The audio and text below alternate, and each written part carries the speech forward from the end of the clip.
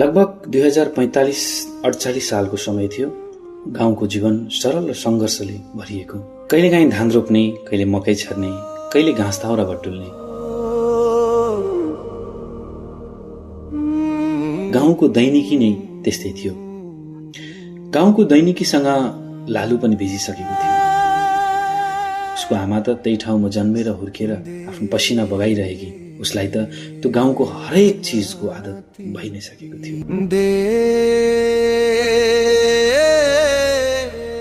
बिहानको घामसँगै ऊ पनि भिउजन्थ्यो र बेलुकीको अँध्यारोसँगै ऊ थाकेर निदाउँथ्यो। त्यही परिवेशमा हुर्किएको थियो लालु। सानो मेरा ठुलो जिम्मेवारी लालुले बुझे। सानैदेखि ऊ चलाक, चञ्चल र रमाइलो स्वभावको थियो। उसको संसार सानो थियो, खोला, चौर, जङ्गल अनि आफ्नै आमा। तरहार मन विकल्प होइन। बिहान सबेरै ओछ्यानमै छोडेर उसलाई उनकी आमा दाउरा बेच्न बजार जान्थिन्। लालु निन्द्रामै हुन्थ्यो। सानो झुपडी, मामली घर छेउको सानो जग्गामा बनाइएको झुपडीमा ऊ थियो। तर जब उसको आँखा खुल्थ्यो, घर सुनसान भइसकेको हुन्थ्यो। सुनसान पनि त किन नहोस्, ऊ मात्र आमासँग बस्थ्यो।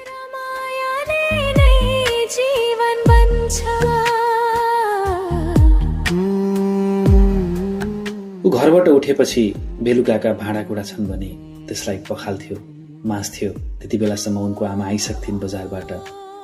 आमा फर्किँदा कहिलेकाहीँ केही मिठो लिएर, त कहिलेकाहीँ खाली हात तर आँखाभरि माया बोकेर आउँथिन्।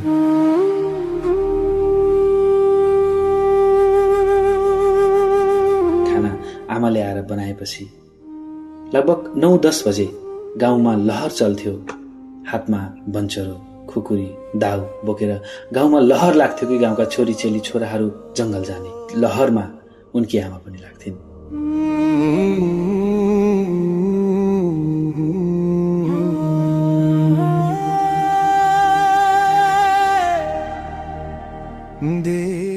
कहिलेकाहीँ ऊ आफै पनि आमासँग हात समातेर जङ्गल जान्थ्यो। कहिलेकाहीँ घरमा एक्लै बस्दा लालु आमाले लगाएको पुरानो लुङ्गी समातेर बस्थ्यो। त्यो कपडामा आमाको गन्ध थियो। त्यही गन्धमा उसले सान्त्वना खोज्थ्यो। पानी पर्थ्यो कहिले, आँखा रसाउँथ्यो उसको, अनि बिस्तारै भन्थ्यो, अहिले आमा भिजिरहेकी होलिन्, आमा अहिले पनि व्यस्त होलिन्, कहाँ होलिन् है। जब सम्म आमा फर्किनुहुन्न थियो, त्यो लुङ्गी छोड्न सक्दैन थियो। सानो मेरा ठुलो जिम्मेवारी लालुले बुझेको थियो। उसलाई उनका हजुरबा र हजुरआमाले असाध्यै माया गर्नुहुन्थ्यो। कहिलेकाहीँ घर एक्लै बस्दा ऊ हजुरबाको समीप गएर बस्थ्यो र हजुरबासँग सानो भलाकुसारी गर्थ्यो।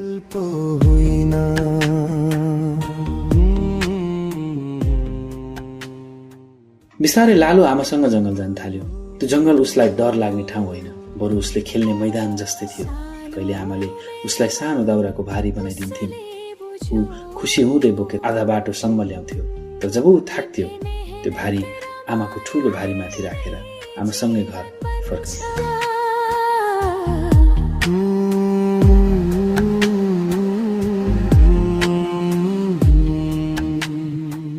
गाउँका सबै बच्चाहरूसँग ऊ उस्तै तरिकाले खेल्थ्यो।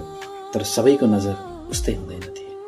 कसैले उसलाई बाउबिनाको छोरो भनेर जिस्काउँथे, त कसैले काले भनेर, त कसैले फोहोरी भनेर अपमान गर्थे।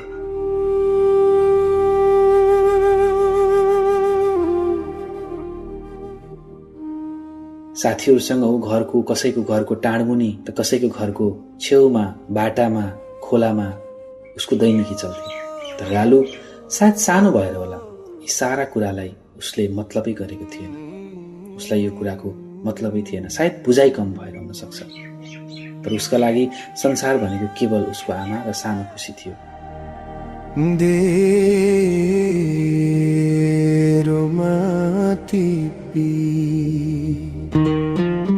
कहिलेकाहीँ आमासँग लालु पनि बजार जान्थ्यो। उसले बोकेको सानो दाउराको भारी जो जङ्गलबाट ल्याएको हुन्थ्यो, आमासँगै बिहान ऊ पनि जङ्गलबाट ल्याएको भारी बोकेर बजार जान्थ्यो।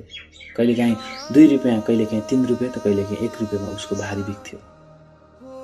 त्यो सानो रकम उसको लागि संसारकै सबैभन्दा ठूलो खुसी थियो। सानो मेरा ठुलो जिम्मेवारी लालुले बुझेको थियो, जीवन सजिलो हुँदैन। त्यो रकमले त्यति बेला बजारमा मालपुवा, परौटा, ढुङ्ग्री पाउँथ्यो। त्यो आफूले कमाएको त्यो पैसाबाट किनेको त्यो खानेकुरा सायद उसको लागि सबैभन्दा ठुलो थियो।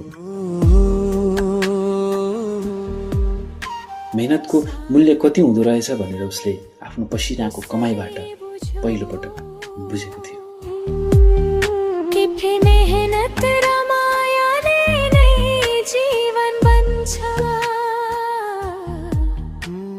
सानो उमेरमै लालुले जीवनको साँचो अनुहार देख्न थालिसकेको थियो।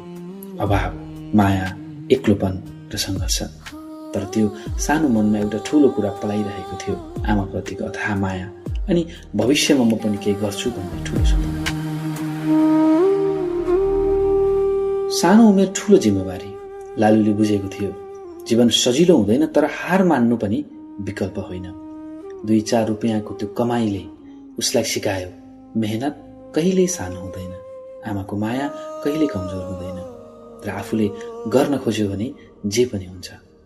जीवनले जे दिए पनि सङ्घर्ष र माया साथ भए मानिस कहिल्यै हार्दैन।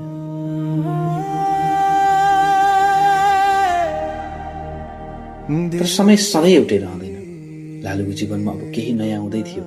उसको रगतमा, उसको अस्तित्वमा अर्को सम्बन्ध, अर्को शक्ति जोडिन लागेको थियो, जसले उसको जीवनलाई अब बदल्ने थियो। या त ऊ उज्यालोतिर या ऊ पुनः अन्धकारतिर।